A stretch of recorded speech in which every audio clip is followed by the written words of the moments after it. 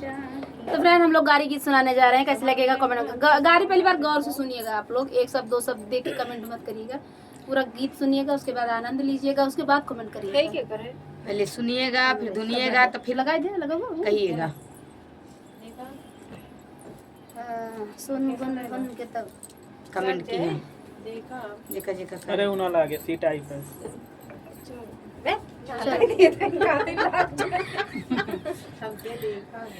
चला चला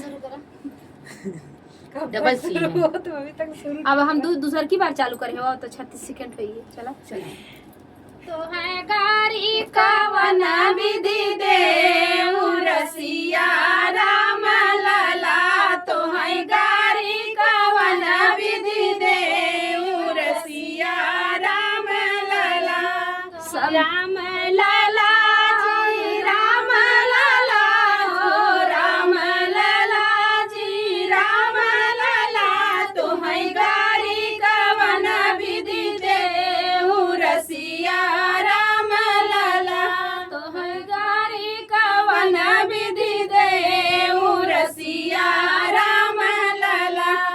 समधी के बहिनी रूप डलावा वही, समधी के बहिनी खूब डलावा वही, झूला कदम की डार रसिया राम लला, अरे झूला कदम की डार रसिया राम लला, तुम्हें गाड़ी का वन विधि दे रसिया राम लला, तुम्हें गाड़ी का वन विधि दे रसिया राम लला।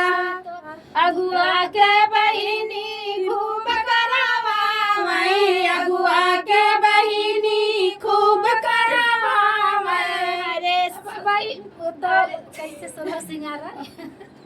अगुआ की बहिनी खूब करावा वही, अगुआ की बहिनी खूब करावा वही, से सोलह सिंगार रसिया राम लला, अरे सखियन से सोलह सिंगार रसिया राम लला, तो है गाड़ी का वन विधि दे रसिया राम लला, तो है गाड़ी का वन विधि दे रसिया राम लला।